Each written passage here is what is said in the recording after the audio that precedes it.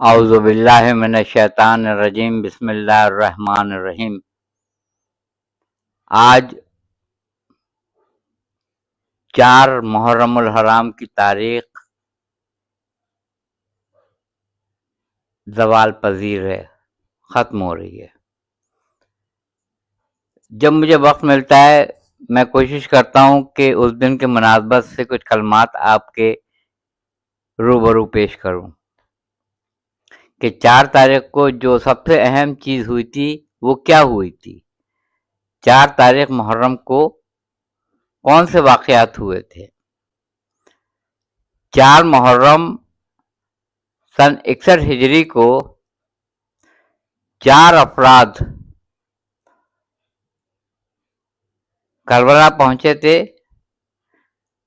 اپنے لشکر کو لے کے، جس میں 2 نام ایسے ہیں جس کو بیان کرنا میں ضروری سمجھتا ہوں۔ ایک نام ہے حسین بن نمیر، اگر کہیں تلفظ میں غلطی ہو جائے تو معافی کا خواستگار ہوں۔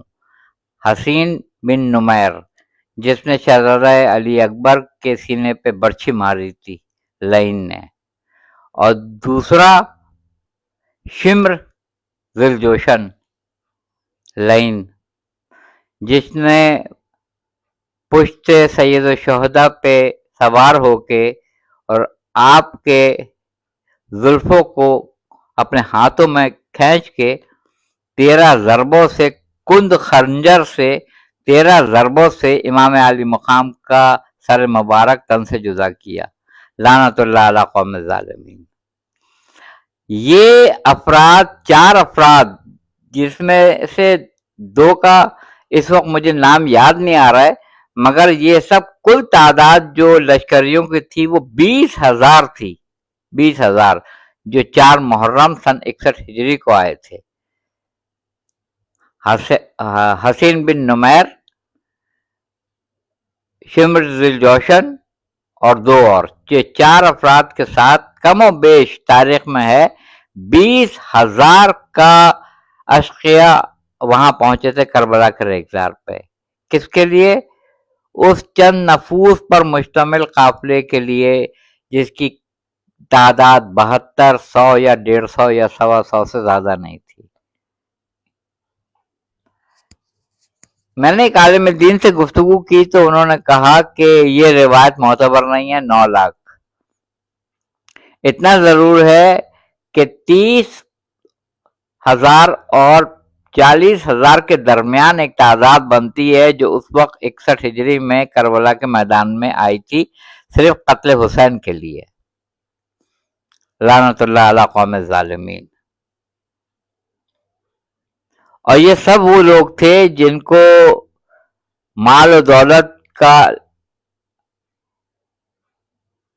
دکھا دیا تھا کہ ہم آپ کو اتنے انعام و اکرام سے نوازیں گے، اتنی دولت آپ کو دیں گے، آپ کو اتنی دولت ملے گی، آپ لشکر میں شامل ہو جائیں اور قتل حسین پہ آمادہ ہو جائیں۔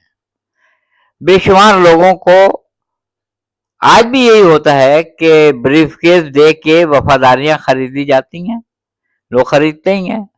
بڑے بڑے متقی بک جاتے ہیں، بڑے بڑے متقی مومنین عبادت گزار تہجد گزار بک جاتے ہیں جب پیسہ دیکھتے ہیں، کیونکہ سورہ التکاثر میں یہ ہے کہ پہلی آیت ہے کہ تم کو مال دنیا نے اتنا اندھا کر دیا، پہلی آیت، اور دوسری آیت ہے کہ بسم اللہ الرحمن الرحیم حتی زرتم المقابر، یہاں تک کہ تم اپنی اپنی قبروں میں جا کے لیٹ گئے۔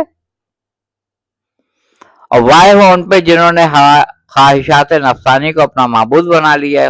قرآن مجید میں اگر آپ نے اللہ تعالیٰ کو صرف دنیا والوں کو دکھانے کے لیے مسلح پہ کھڑے ہو کے اللہ اکبر کہہ دیا، مگر آپ خدا کسی اور کو مان رہے ہیں، آپ دولت کو خدا مان رہے ہیں، آپ بہترین محل کو خدا مان رہے ہیں، آپ اپنے پروٹوکول کو خدا مان رہے ہیں، آپ اپنے جاؤ حشم کو خدا مان رہے ہیں، تو اس کا مطلب ہے کہ اللہ تعالیٰ نے آپ کا تذکرہ پہلے ہی سے قرآن میں کر دیا تھا کہ وائے ہو ان پہ جنہوں نے خواہشات نفسانی سے کو اپنا خدا بنا لیا, خواہشات نفسانی کو اپنا خدا بنا لیا ہے. ان کا دل جو چاہتا ہے بس وہ وہی کرتے ہیں. ظاہر ہے ہزاروں حافظ قرآن نے جب قتل حسین کا فتویٰ دیا تھا تو ان کو مال و دولت سے نوازا گیا ہوگا نا, ان کو دولت دی گئی ہوگی, ان کو مال دیا گیا ہوگا, تبھی تو انہوں نے کہا کہ قتل حسین کا فتویٰ جاری کیا. حافظ قرآن تھے, قاری قرآن تھے, محافظ قرآن نہیں تھے. مگر دیکھیے, قاری قرآن ہونا اور ہے, محافظ قرآن ہونا اور ہے. محافظ قرآن وہ ذات گرامی تھی جو سر کٹنے کے باوجود نوک نیزہ پہ تلاوت کلام پاک جو امام کر رہا تھا وہ محافظ قرآن تھا. وہ قاری قرآن بھی تھا, حافظ قرآن بھی تھا, محافظ قرآن بھی تھا, حسین ابن علی. میں نے جب اصحاب حسین کا مطالعہ کیا تو مجھے پتہ چلا پڑھ کے کہ جناب جون علیہ السلام کی عمر مبارک 80 85 90 اس کے آس پاس. مسلم ابن افسجائے اسدی 80 85 90 سال, اتنی عمریں تھیں ان لوگوں کی. حبیب ابن مظاہر علیہ السلام 80 سے 85, جناب سعید علیہ السلام 80 85 اس کے آس پاس, 80 تو تھے. مسلم ابن افسجائے اسدی جب خط لکھا گیا تو مسلم ابن افسجائے اسدی بھی کوفے سے آئے تھے, اور جب خط لکھا گیا حبیب ابن مظاہر علیہ السلام کو تو آپ بھی کوفے سے آئے تھے. یہ جو کہا جاتا ہے نا کوفی لا یوفی, یہ بالکل غلط ہے. کربلا کے میدان میں شامل ہونے والے افراد یا بصرہ سے آئے تھے یا کوفے سے آئے تھے. پڑھ کے بتا رہا ہوں میں آپ کو. مکہ معظمہ سے رسول خدا سے محبت کرنے والوں کے دعوے دار بہت تھے, رسول اللہ سے محبت کرنے والوں دعوے دار بہت تھے, مگر حسین ابن علی کے ساتھ کوئی شامل نہیں ہوا سوائے بنی ہاشم کے جوانوں کے. اور جب آپ مکے سے روانہ ہو رہے تھے 8 ذی الحج سن 60 ہجری کو, تو وہاں کے مقامی لوگوں میں سے کوئی شامل نہیں ہوا تھا. یہ جو کوفی لا یوفی کہا جاتا ہے انتہائی غلط ہے, کیونکہ جو لوگ بھی شامل ہوئے تھے, ہانی ابن عروہ کہاں تھے؟ کوفے میں. مسلم ابن افسجائے اسدی علیہ السلام کہاں سے آئے تھے؟ کوفے سے. حبیب ابن مظاہر رجل فقیہ کہہ کے جس کو خط لکھا تھا حسین ابن علی نے, میرے بچپن کے دوست حبیب, میں نرغہ آدھا میں گھر گیا ہوں, جتنا جلد ہو سکے کربلا پہنچو. اور مسلم ابن افسجائے اسدی بھی آئے تھے. آپ 80 سال 85 سال کی آپ کی عمر, اور وہ زبردست جنگ لڑی آپ نے, وہ زبردست جنگ لڑی کہ لوگوں نے داد تحسین دی آپ کو, ایسی جنگ آپ نے لڑی. جناب جون علیہ السلام کے لیے ایک جملہ ملتا ہے کہ آپ کی بھی تقریباً یہی عمر تھی, بلکہ میں نے ایک جگہ پڑھا ہے 85 سے 90 سال, اتنے ضعیف, اور آپ لڑتے جاتے تھے اور کہتے تھے میں جنن تو ہوں. حسین ابن علی کا جنن تو جنون سے نکلا ہے, جیم نون نون تے وہ جنن تو تجدید کے ساتھ. میں حسین کا مجنون ہوں, ان کے عشق میں گرفتار ہوں. حسین ابن علی کے انہوں نے اپنے سر پہ جو کھول پہنا جاتا ہے کور کرنے کے لیے وہ اتار دیا, ذرا اتار دی, اور وہ آپ نے داد شجاعت حاصل کی, اور وہ لڑائی لڑی کہ دیکھنے والے دیکھتے رہ گئے. جب مسلم ابن افسجائے اسدی پشت ذوالجلال سے نیچے آئے تو حسین ابن علی قریب آئے, اور اب آپ کی جب جان جا رہی تھی تو آپ نے حبیب ابن مظاہر علیہ السلام کو ایک وصیت کی, اور یہ کہا کہ حبیب ایک وصیت مانو گے میری؟ تو حبیب ابن مظاہر کہتے ہیں ہاں مسلم, کیا کہنا ہے؟ کہا بس یہی کہنا ہے کہ حسین کا ساتھ نہ چھوڑنا, حسین کو تنہا نہ چھوڑنا. تبھی تو امام عالی مقام نے کہا جیسے اصحاب مجھے ملے ہیں, نہ میرے نانا کو ملے نہ میرے بابا کو ملے. اور امام علی مقام نے مسلم ابن اوسجائے اسدی کے سرانے کھڑے ہو کے سورہ احزاب 33 نمبر کا سورہ آیت کا نشان 23 اس کی تلاوت کی. ایمان والوں میں سے مومنین میں سے کچھ نے اپنے وعدے کو وفا کر ڈالا، پورا کر دیا، اور حبیب ابن مظاہر جیسے کی طرف اشارہ کر کے کہا اور کچھ ایسے ہیں جو اپنی باری کے انتظار میں ہیں کہ کب ان کا وقت آتا ہے، اور یہ لوگ ثابت قدم رہے اور اپنے فیصلے سے ذرہ برابر بھی روگردانی نہیں کی، فیصلے میں ڈٹے رہے.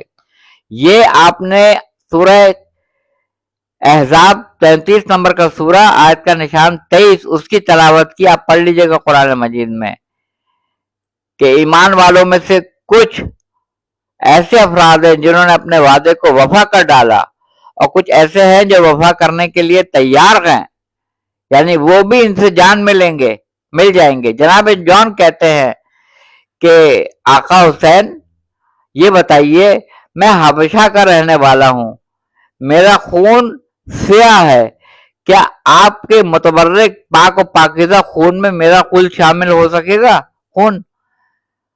تو حسین ابن علی گلے سے لگاتے ہیں، ماتھا چومتے ہیں اور کہتے ہیں ہاں جون، تمہارا خون بھی میرے خون کے ساتھ مل جائے گا.